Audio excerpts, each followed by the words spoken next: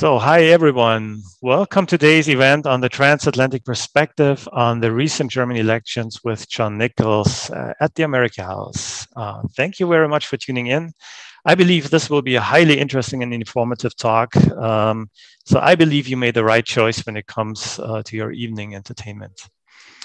Germany has elected a new parliament, and while there were some big upsets in the outcome, we nevertheless do not know yet what the future German government will look like. What we do know, however, is that it is highly likely that the era of two-party coalitions is over. So we are looking at three-party coalitions. Do these coalitions provide the same stable governments that we and our international political partners are used to? Will there be more struggles in defining what a rational foreign and security policy might look like within the coalition? How do they treat topics such as trade, energy, and the climate change? Which main themes will define the new government? These questions will probably also be asked by our closest geopolitical allies, in particular, of course, the US and the Biden administration. Tonight, we want to investigate what the American political plane expects from the new German government. To discuss these things tonight with us here is John Nichols. John Nichols, we know him well. He was a couple of times at the amerikahaus already, and it was always a pleasure having him. John, as probably all of you know, writes about politics for the nation as its national affairs correspondent. His pieces have been circulated internationally. He is quoted in numerous books and mentioned in debates on the floor of Congress. He's a prolific book author as well. One of the titles that I like the most, it's still an amazing title, is Horsemen. And of course, it's an amazing book. It's Horsemen of the Trumpocalypse. And one of the more recent books is The Fight for the Soul of the Democratic Party, the enduring legacy of Henry Wallace's anti-fascist and anti-racist politics. So thank you, John, for being with us tonight. Before I hand the floor over to you, I just like to clarify some former things for tonight. If you want to ask John a question, you have two options. You can either use the YouTube chat and ask your question there, and we will forward it to John, or you can send us an email to event@amerikahaus.de, and we will forward the question to John as well. So, John, thank you again for being with us tonight. I'm excited to hear what you have to say on the topic, and the floor is yours, and I'm looking forward to hearing from you. Well, thank you, Marcus, and I'm honored to be with you and with other folks at amerikahaus. And please do let me know if there's any challenges with the stream or with the picture or anything. I'm always glad to adjust to do that. I've done during the course of this pandemic era that we are in, hundreds of Zooms and all sorts of different events, most of which have gone very, very well, including a number in Germany. But we are somewhat at the mercy of our technology. And so do let me know if there's any challenges. With that said, it's a pleasure to be with you. I wish I was in Munich and I wish I was in Germany at this point for two reasons. Number one, I've always enjoyed my time in Germany. It's people have been incredibly welcoming. The dialogues have always been incredibly deep and thoughtful. But also, I wish I was in Germany because you're in the midst of a very, very exciting time as a country. You are forming a new government. And that formation of a government, for those of us who cover politics and for those of us who cover international affairs, is especially fascinating. And we'll go into lots of details and talk about lots of things in a little bit. But part of my job tonight is to talk a little bit about how America is seeing what's happening in Germany. And to do that, I want to go back 50 years to when I was a little boy. And I remember this is perhaps an awful admission, but I've always been interested in politics. I grew up in a family with a great interest in politics. And so we got all the national magazines in the United States. And when I was a young boy, we got Time and Newsweek and U.S. News and World Reports, our major magazines, to be the Der Spiegel and other equivalents in the U.S. And I remember when Willy Brandt was on the cover of all the magazines, and there was this incredible fascination with this transformative moment in Germany, where a leader of the SPD, former mayor of Berlin, was coming to power as the new leader of Germany, building this coalition government that was a real shift from what had come before. It was exciting. I learned about this later. As a child, it was just interesting to see the change. It was over time you realize the excitement of transition of power and the notion that you would move from one part of the political spectrum to another via the will of the people, and also a country accepting the changing nature of the times from the 60s into the 70s and altering. And so watching Germany in that period was very exciting for Americans, because America was wrestling with a lot of the same issues, and also wrestling with the question of whether a country that had struggled with issues of civil rights, issues of the Vietnam War, et cetera, could make a big change. And as it happened, we didn't. Around the same time that Brandt came to power in Germany, Richard Nixon was reelected in the United States. And so you could look to other countries as an example of where change occurs and what you might learn from it. Now, I got bad news for you. At this point in America, Olaf Schulz is not and the SPD are not on the cover of all the magazines in the US. It is not dominating our news. We are not stopping, on the street to say, hey, what do you think about, is it going to be a traffic light or a Jamaica? That has not dominated our discourse at this point for a couple of reasons. Number one, America has tended to, since the Cold War, America has tended to be a lot more inward looking than it was before, despite the fact that we've gone off and fought lots of wars around the world. Our media has shifted to focus much more on what happens here in the States. But number two, we're in a very unique position right now in the US. We also are going through a transition, a transformation of our governing. And our election last November removed Donald Trump and the Republicans as the dominant force in our governance and replaced them with a very narrow majority for Joe Biden and the Democrats. But the aftermath of Donald Trump's presidency has had a profound impact on America.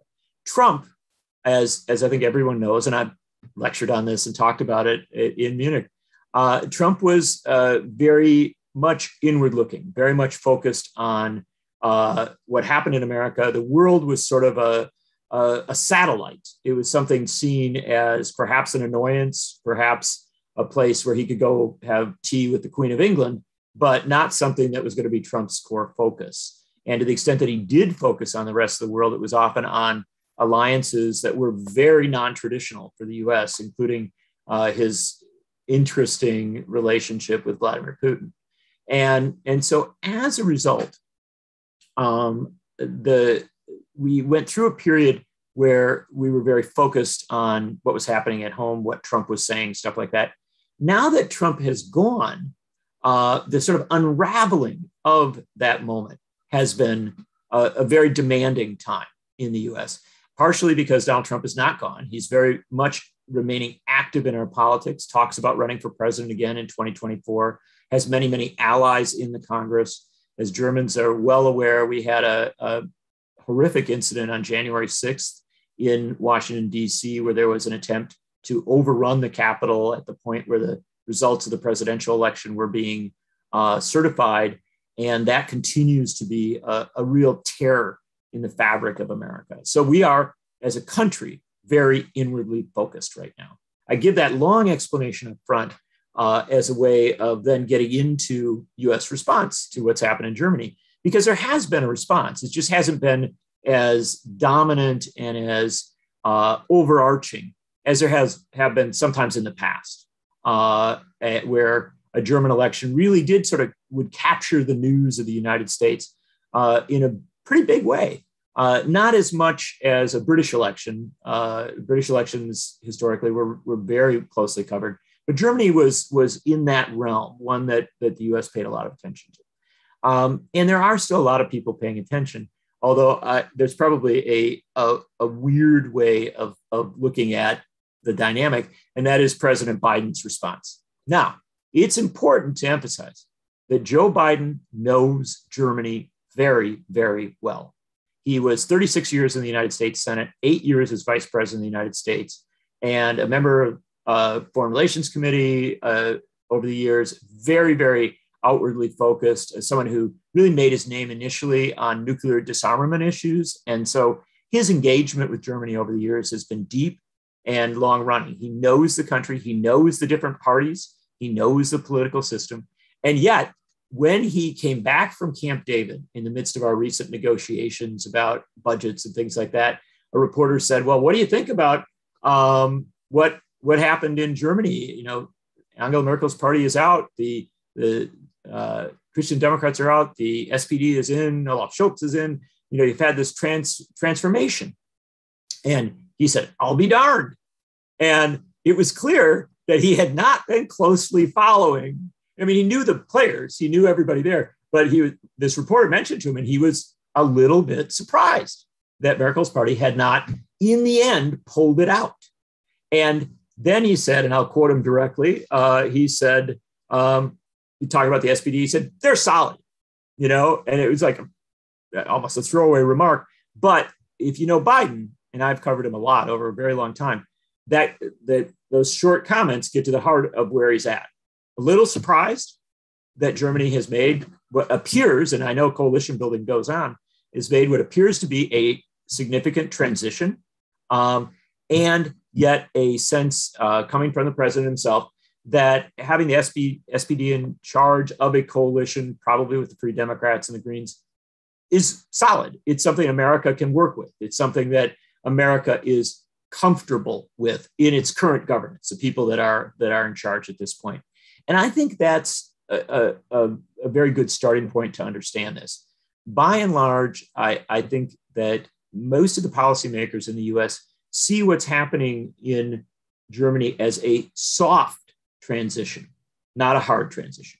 One where obviously because of the previous coalition, you have someone who is a major player in the previous coalition government, not the leader, but a key player, now coming into a leadership role. Someone who has dealt with their American counterparts, somebody who's worked a lot on the international stage.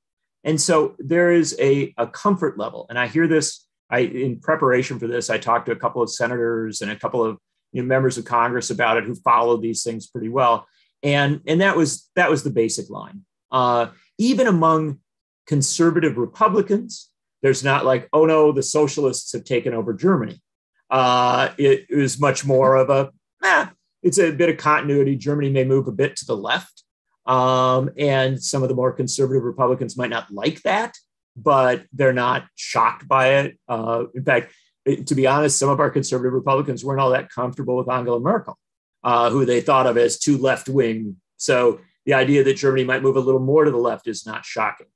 Now, for a number of people in the State Department, as well as people in Congress, the idea that Germany is moving toward a SPD, Free Democrats, Greens coalition, actually, I think it's fair to say, and I won't speak out of turn and say I'm quoting anybody here, I'll say just my impression of their reactions is that's great, because we actually have an administration now and a State Department that is much more focused on addressing climate change, on building international alliances, on forward-looking approaches to a whole host of issues, including technological change, which the Germans are, frankly, far ahead of the US on assessing how that will impact society.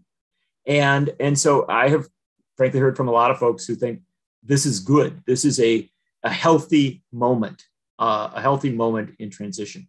Now, the last thing I'll say in this regard is, of course, that doesn't mean the US and Germany are on the same page on everything. I think that we will see what the new coalition, if indeed it is the coalition that's expected, what this new coalition government in Germany decides to position itself as regards NATO. There's a lot of wrestling with questions about NATO in the U.S., as there are, I think, in Germany.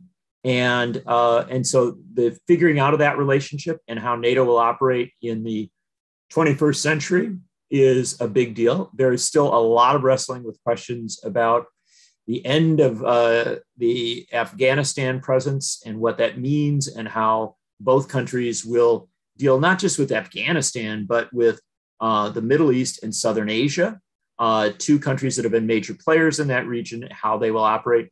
Obviously, there are a lot of questions about how Germany and the United States, either together or perhaps on different tracks, relates to China, and obviously to Russia as well.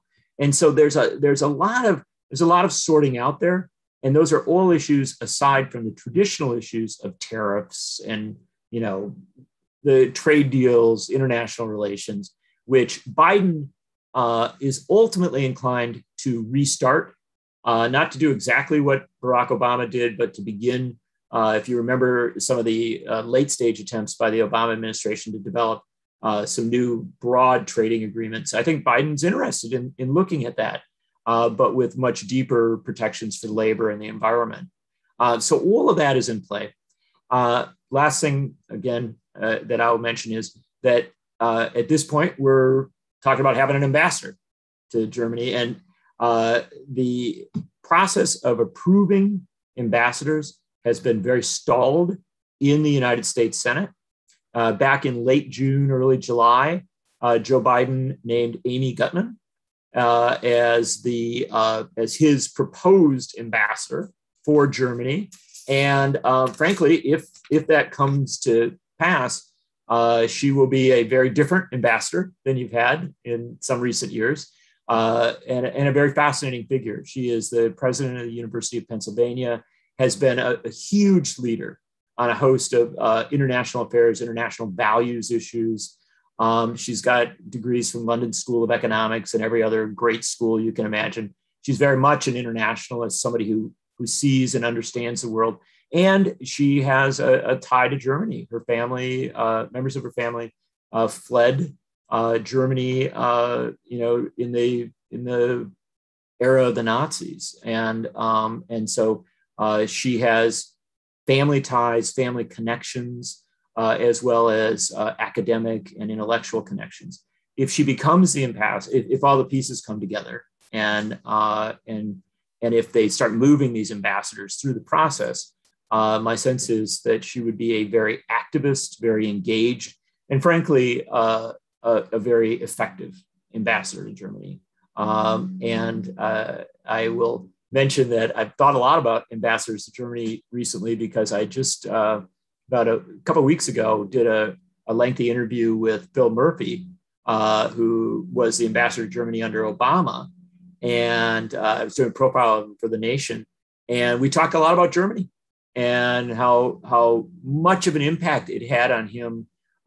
We often think of ambassadors going to tell other countries what the United States thinks, right? Or whatever.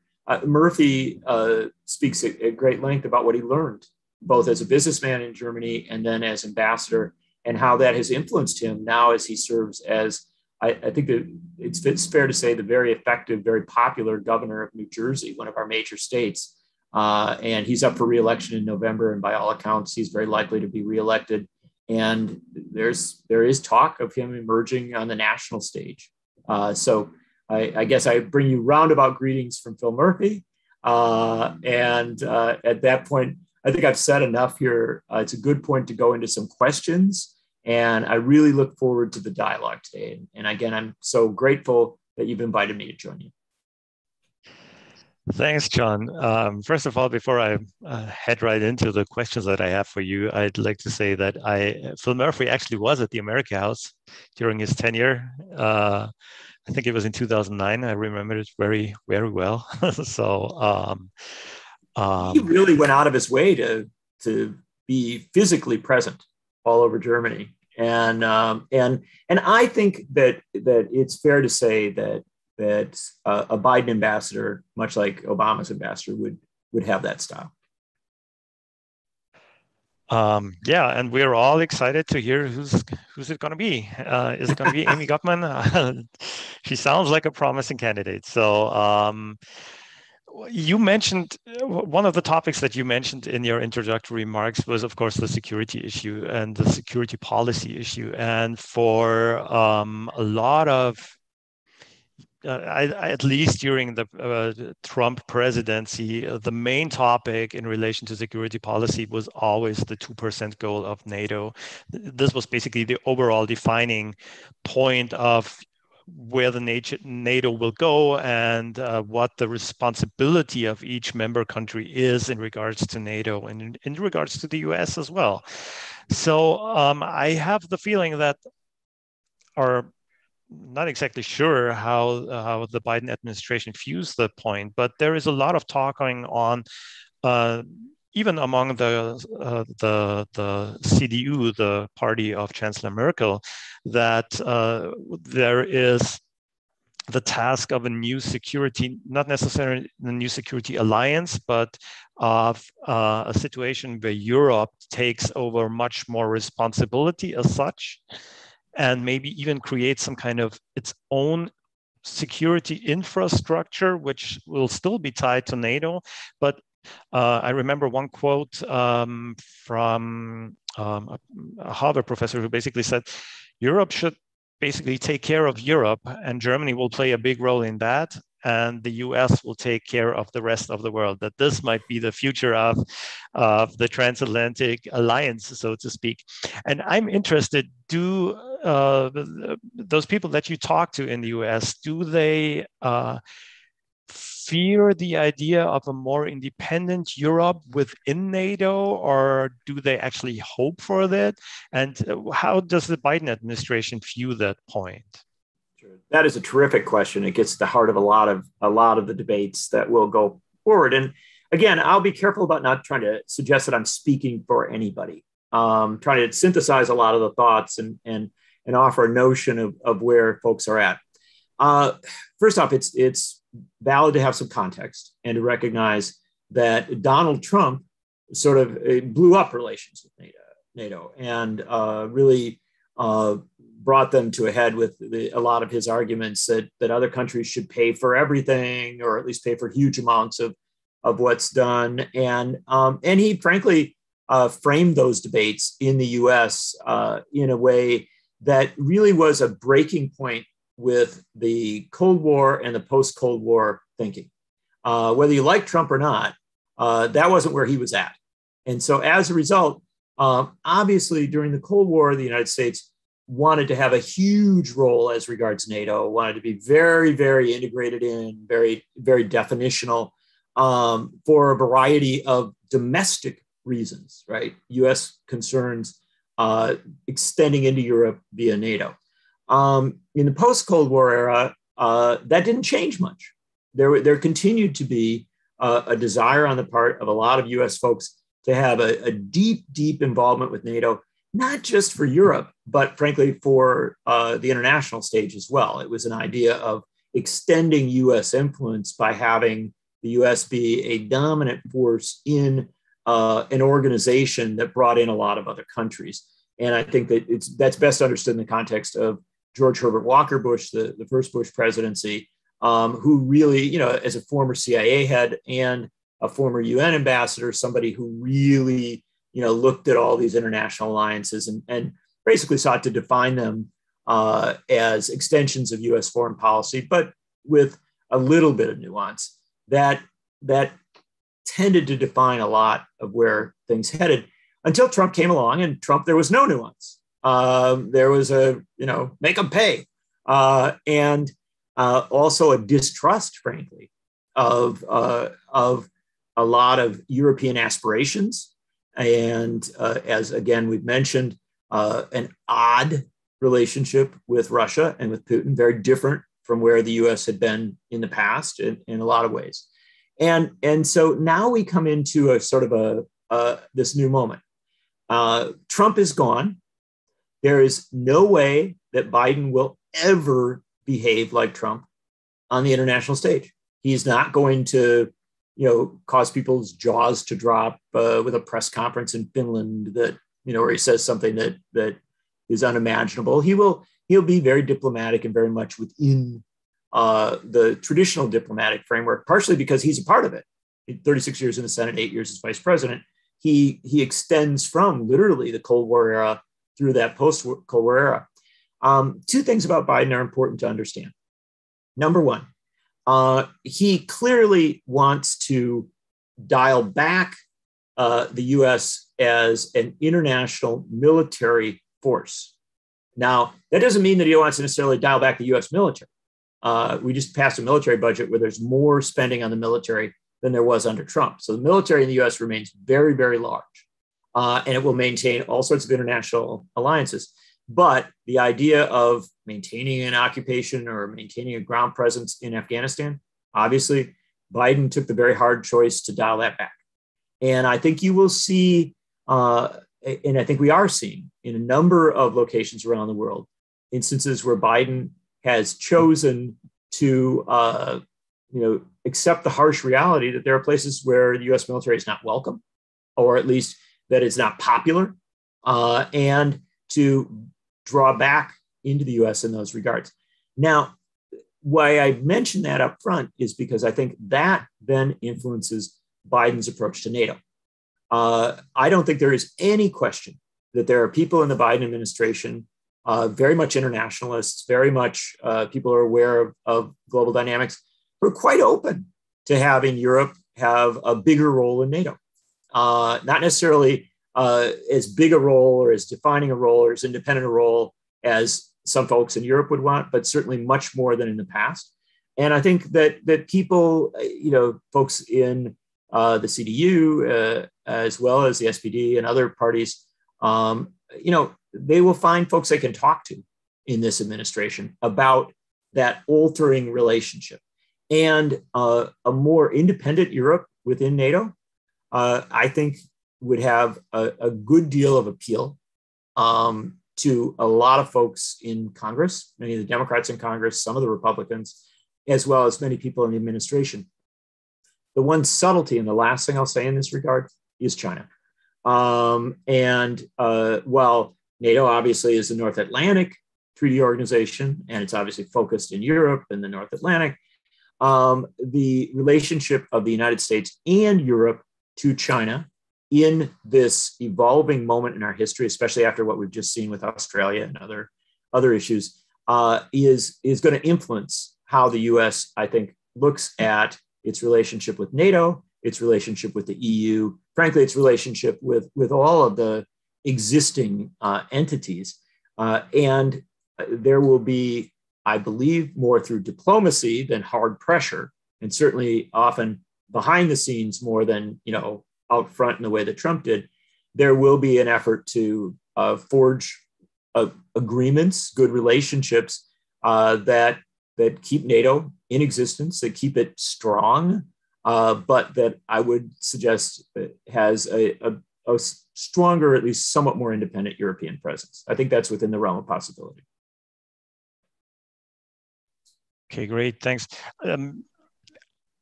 One more question on that topic, because if we're talking about like more or a stronger Europe within NATO, I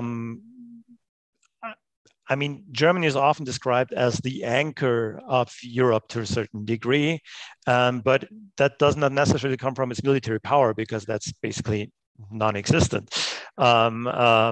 It's more from its economic power. Economic power. So where would you or maybe your colleagues see the role of Germany within that alliance? How could it take over a leadership function in a traditionally a security alliance, a military alliance, so to speak? Where do you think would the Biden administration see the real impact of the future German government? Yeah, that's an extremely good question. Look, I don't think that there's anybody in America that is afraid of Germany, or at least I shouldn't say that. I'm sure there's somebody who is, but I think it's a pretty small group of people who look at Germany and go, "Oh wow, I'm terrified of Germany's military." look, Germany's influence is an economic influence. And my sense is that, and remember that the United States has a lot of bases in Germany. And the United States still has a substantial military presence in Germany. If Americans know a location in Germany, aside from Berlin and Bonn, maybe Frankfurt and Munich, they'll know Ramstein, and so the bases are much discussed in the U.S. So there is this, for lack of a better term, there is this relationship between the U.S. military and Germany, and U.S. military's presence in not just Germany but other parts of Europe. And my sense is that there remains a relative comfort with the in the U.S. among a lot of folks. There are folks who argue we have way too many bases around the world and we're trying way too hard to influence the rest of the world militarily.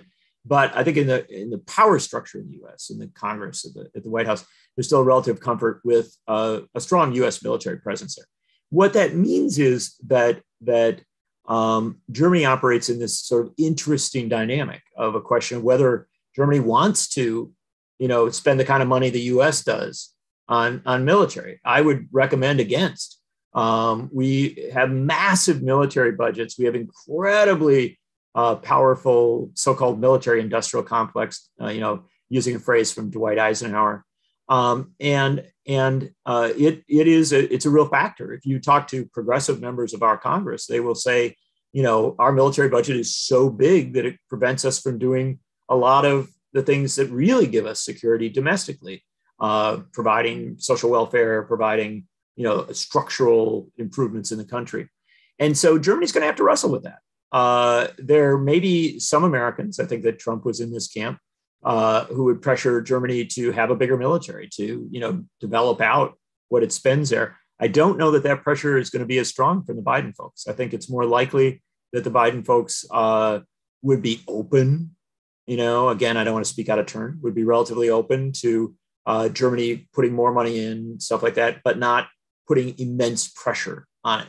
And the one final thing, too, is, look, the U.S.-German relationship right now is pretty good.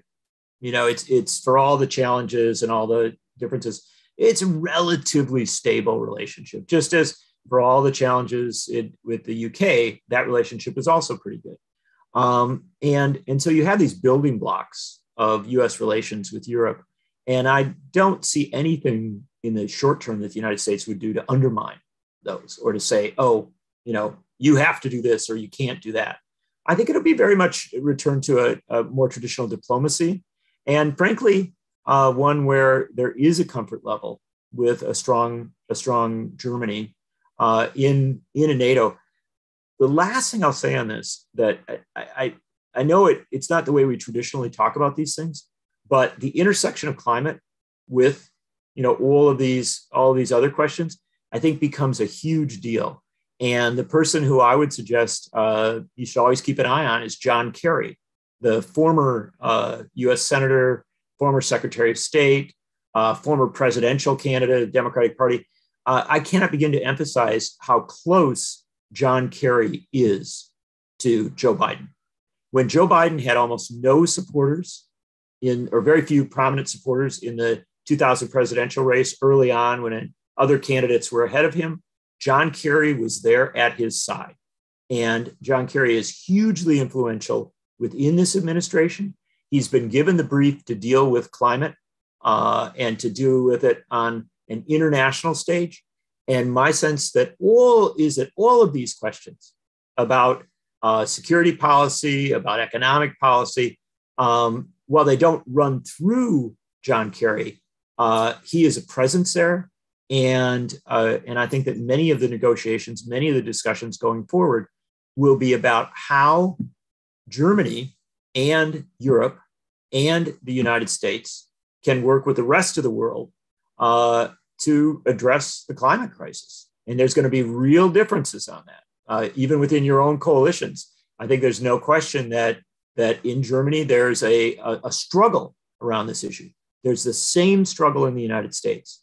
And Kerry, again, John Kerry becomes a pivotal figure in that because he knows Germany.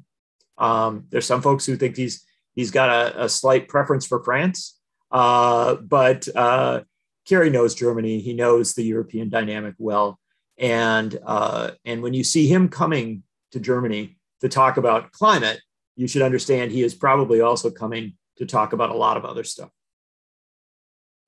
Okay, thanks, John. So we have a couple of questions from the audience already, which we're going to throw in right now. So Marga is going to ask those questions. Over to Marga. Hi, Marga. So we have one question. First of all, thanks for a very informative introduction. A question on the situation in the US. Many voices have asked for strategies of restraint in security policy, indicating a less active US military role. Do you think that will be the way for the future? What happens to international alliances in this context? That's a very, very good question. And look, we don't have coalition governments like Germany will. But in the United States, our political parties are coalitions. We basically throw everything into each of these two big parties. And within the Democratic Party right now, and the Democratic Party is our dominant governing party at this moment. Now that could change in 2022 when we have midterm elections and Democrats could lose some of their power. But if they retain it, within the Democratic Party, you have a growing block of folks. It's referred to as the Congressional Progressive Caucus. It's also obviously seen as folks who are associated with Bernie Sanders, Elizabeth Warren, and others in the Senate, who are on the left. And just as many people on the left in Europe are dubious about militarism, dubious about military expansionism or military adventures, you have that within the Democratic Party. That's become a much, much more powerful force in the last decade. In fact, I would say at this point that the Democratic Party is more questioning of military adventures. And I use that term casually rather than as a formal term, but the idea of bombing other countries, invading other countries, pressuring other countries militarily. There's a lot more skepticism about that within the Democratic Party than there was, under Bill Clinton or even under Barack Obama. And as a result, that pressure to cut the US military budget is real. In the House, there was a very substantial portion of the Democrats in the House who voted recently in favor of cutting the military budget by 10%. There has been strong support for Representative Barbara Lee's proposals to suspend or get rid of the authorizations for the use of military force that came into being after the 9/11 attacks and before the war in Iraq. Those lingered for decades and were used as excuses to go and do things around the world. So I see a lot of effort to, if you will, at least standardize and clarify the extent to which the U.S. Operates as a military power around the world. And I think one of the leading figures on this may be somebody who you haven't seen as much in all the news, but who frankly knows Germany well and would be a very good guest to invite for an event, is Chris Murphy, the senator from New Jersey, who has really, really stepped up in a major way in talking about a new U.S. approach to the world, one that is far less oriented toward military relationships, far more oriented toward diplomatic relationships, and particularly oriented toward relationships that address the climate crisis, address refugee and immigration issues, get to, frankly, talking on the human side of a lot of these struggles. And so I think that's become a much more of a force within the Democratic Party. And last thing I'll say on this, unless people want to follow up, Joe Biden, I think, is sympathetic to quite a bit of this. He held very firm on the withdrawal from Afghanistan, and it was a difficult moment. He lost some political capital in that moment because the withdrawal was a messy withdrawal. It didn't go well in the images. The Biden administration will make arguments that, in fact, they achieved many of their goals, and ultimately it wasn't as much of a mess as much of the media portrayed. But whether you agree with that or not, the fact of the matter is that Joe Biden stuck to this approach. This was what he determined that the U.S. should do, and he followed through on it. He's also made similar signals as regards a lot of U.S. presence in places around the world. He wants to examine it and look at whether this really is the right approach. That does not mean at all that Biden is going to withdraw from the world. That's not his inclination. He's, again, a very big believer in disarmament, very big believer in addressing climate, less so than some folks would like him to be, but still there. And so I guess the bottom line is that I do think that you will see at least a perceptible change in the U.S. approach, and one that is more open to stronger diplomatic relations, stronger international alliances, really building out international agreements. Again, not to harp on it too much, but John Kerry, remember, not only is he focused on climate, he was also one of the architects of the Iran nuclear deal and efforts to disarm as regards Iran. And I think there's in this administration, there is a willingness to take the chances in that regard, to take the chances of relying less on the military and more on diplomacy, more on international relationships, and frankly, more on respect for other countries. Okay, there is another question. How do you think the German relationship towards China will evolve if the FDP and the Greens join a coalition with the Social Democrats?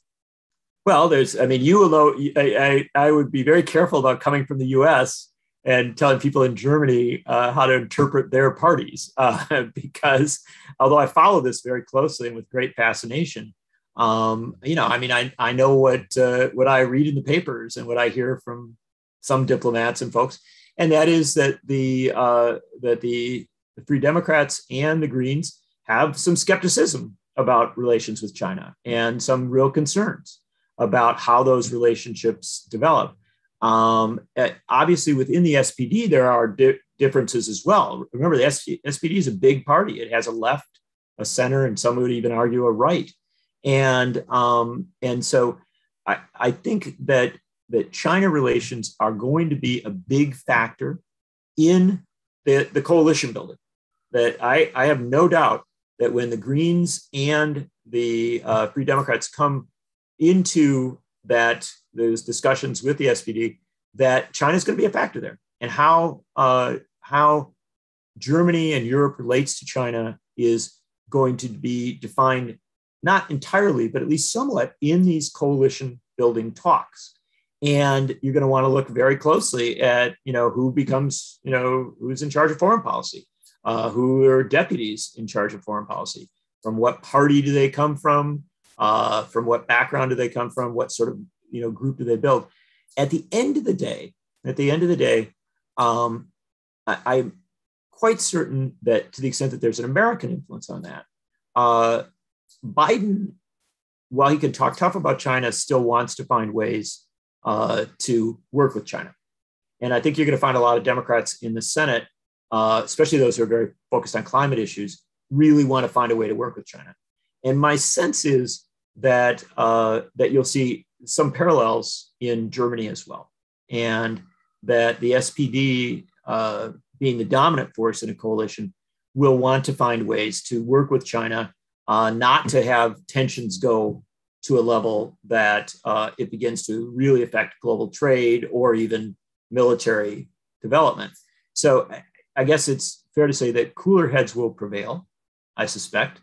But I do think that the Free Democrats and the Greens are gonna make this complicated in the coalition building process, because I think they are going to have some demands, and they are going to want to have Germany use its soft power globally to influence, to try and influence China, perhaps in consultation with the U.S., but also perhaps as part of a European bloc that seeks to address the reality that China is now, beyond debate, an incredibly dominant force in many parts of the world. And the question of whether that is something that Germany sees as good for itself and also as good for some of the global issues that Germany has in recent years been very concerned about as regards to refugees, as regards climate, as regards a host of other economic issues. John, let me jump in real quickly here because I'd like to follow up on that a little bit. Correct me if I'm wrong, but for Germany, I think China is, on the one hand, it's an important partner because, first of all, it's an export market. It's a really important export market for German goods. And trade is a big, I mean, there are a lot of people in the German government right now, even in the old government, so to speak, who want more trade with China because it promises growth and so on. At the same time, or another topic where China is an important partner, and you mentioned that already, is climate. Basically, Europe could talk whether there are the Greens in power or anybody else, it doesn't really matter as long China is not on board with environmental policies. And I believe there must be voices in the United States who view that kind of similarly.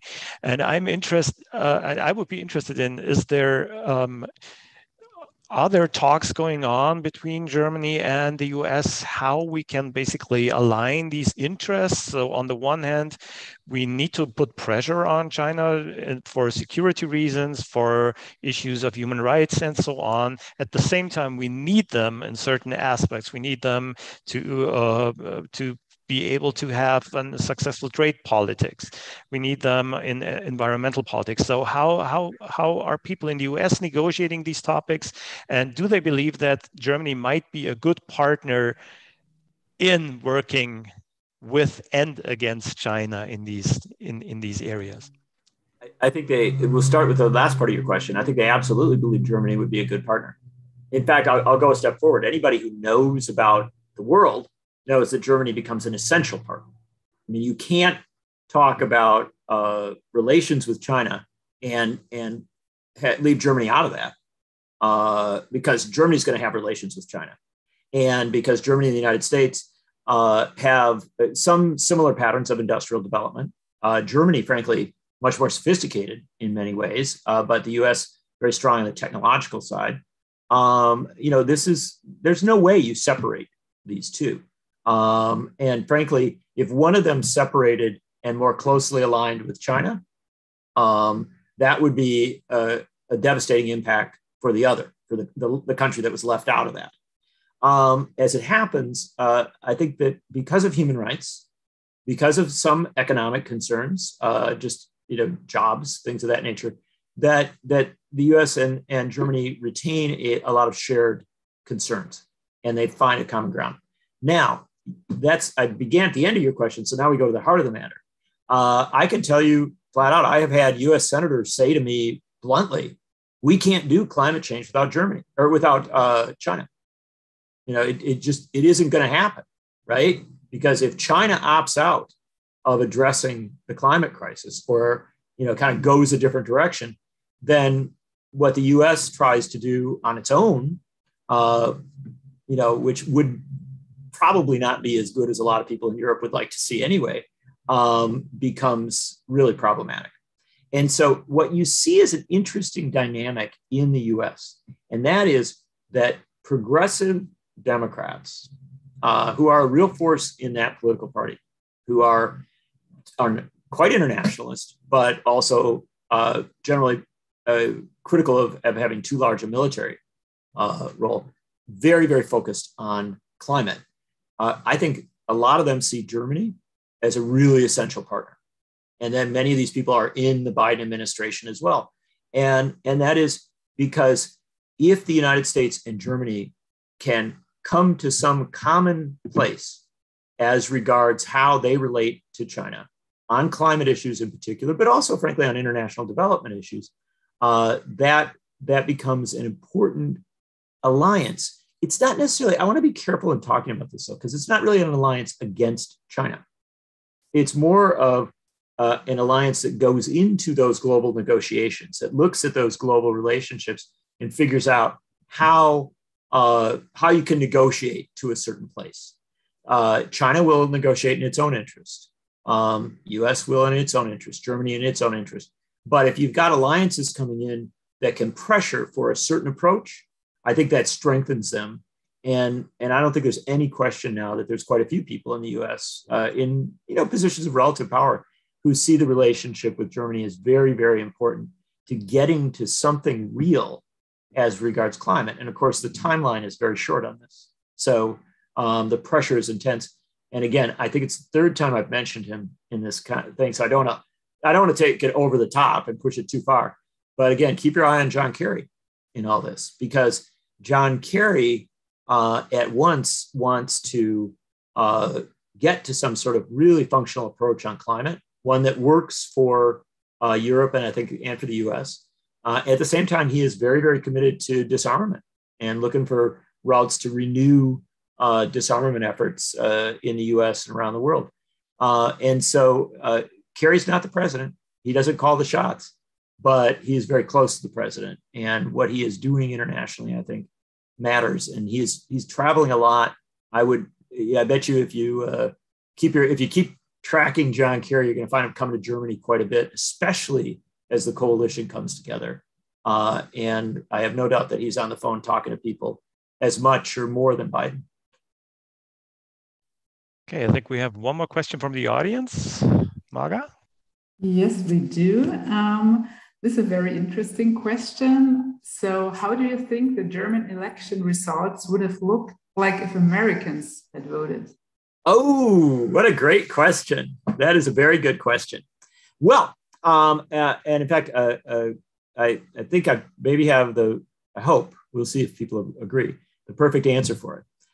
Recently, the rising star in the American Democratic Party, Alexandria Ocasio-Cortez, she is a young woman who beat one of the leading Democrats in Congress and went to the House of Representatives. And she's a superstar in American politics. When she isn't even referred to by her full name, she's referred to as AOC. And when AOC says anything about anything, it's news.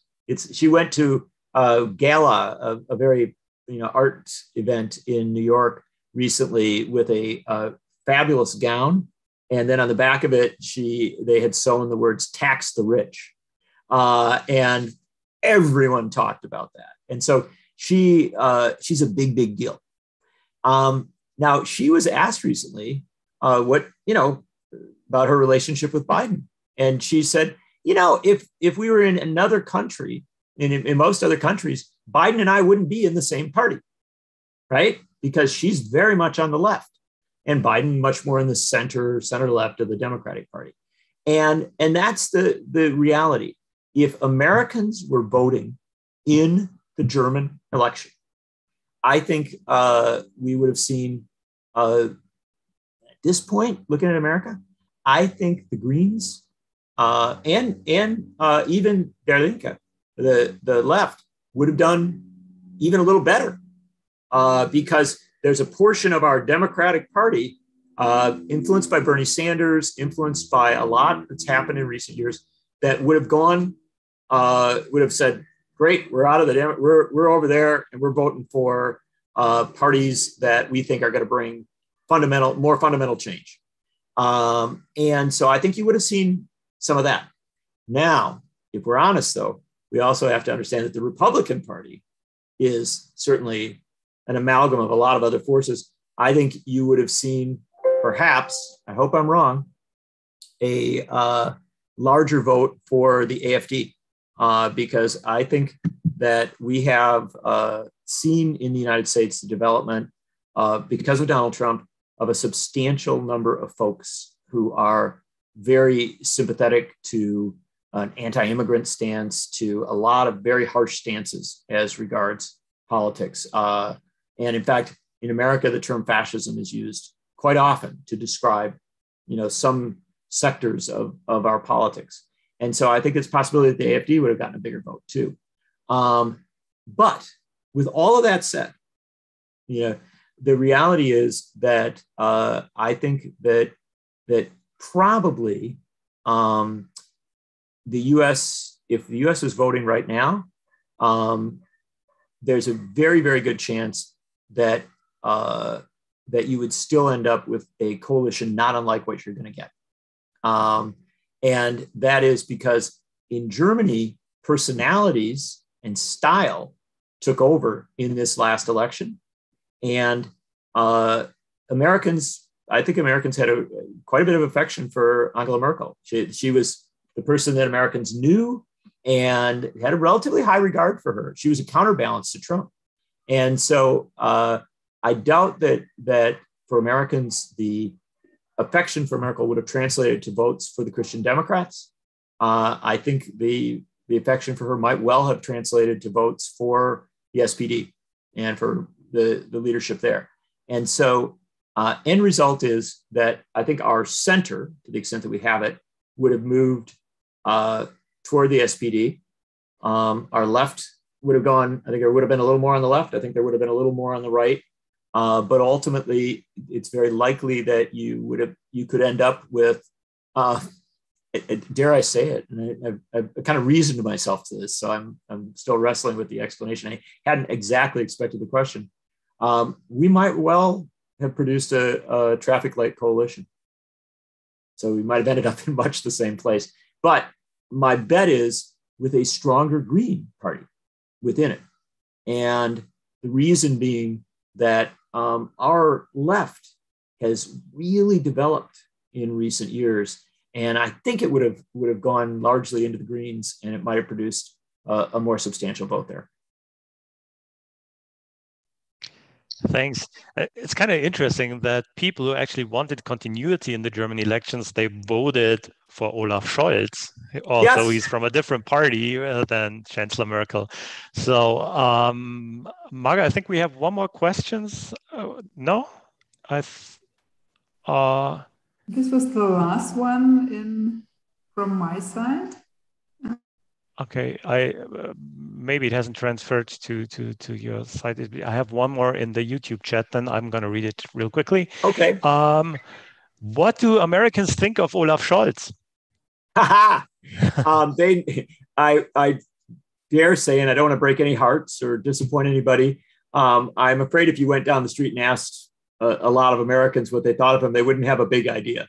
They knew Merkel, and frankly, again, I think she was well liked, especially by progressives, and by the center and the left in the U.S. I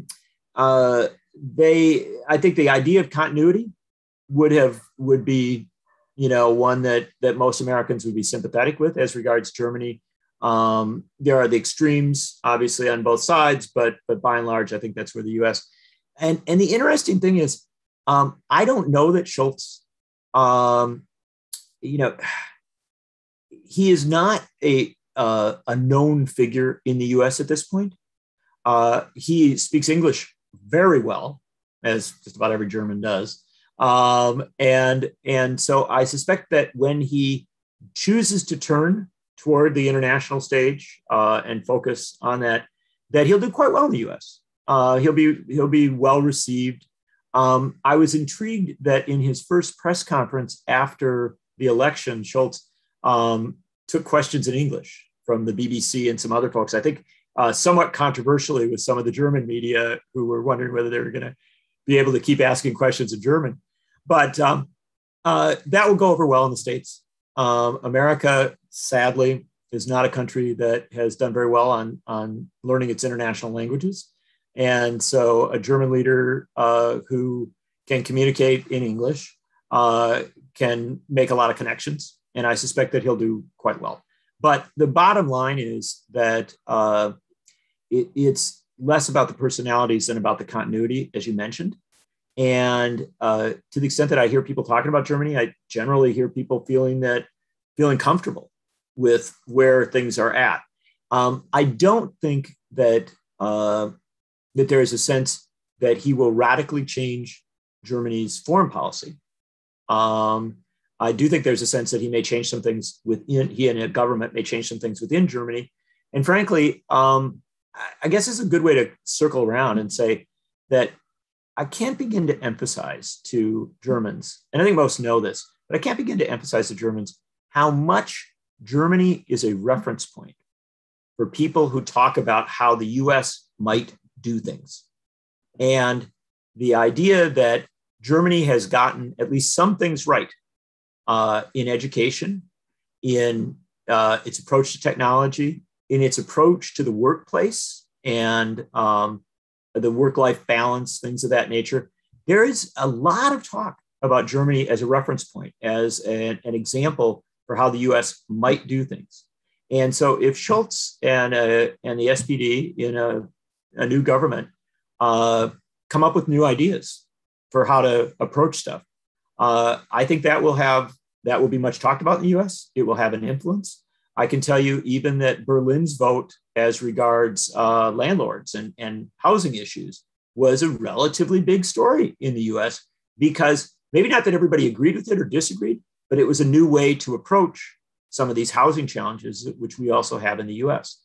So ultimately, to the extent that Schulz and his coalition seek to, if they are the government, to the extent that they seek to do big things and to address fundamental issues within Germany, I think he will be well followed, well noted in the US, at least by that sector of folks, maybe a small sector, that are looking for examples of how to do things. And again, I would emphasize, when I talk to a lot of progressives in Congress, in the Democratic Party, they often reference Germany, Scandinavia, Denmark, other countries as places from which the US might learn how to do a national healthcare plan, how it might adopt better approaches to organizing workplaces and things of that nature. So I think there's a lot of potential for the relationship, but in core answer to your question, it is still a developing relationship. And what America thinks about him is still very much in process. All right. So far, we don't even know if Olaf Scholz is going to be our next chancellor. So that's let's I'm see always what cautious happens. about that. Yeah. But I think that was an excellent final statement. So, and our time's actually up. So thank you very much, John, for taking the time and for this wonderful discussion. I had a great time. I really enjoyed it. So thanks for being with us again. And for all of you out there, I'd like to remind you that we have a number of great programs coming up. Check out our website. There's just one event that I'd like to mention specifically on the 20th of October. Because we were talking a lot about security issues tonight, we'll have an interesting talk with Professor Schäffran from Hamburg about how caring about the environment can actually be a good idea if you care about security. So bear with us, come again, and have a great evening. Good night.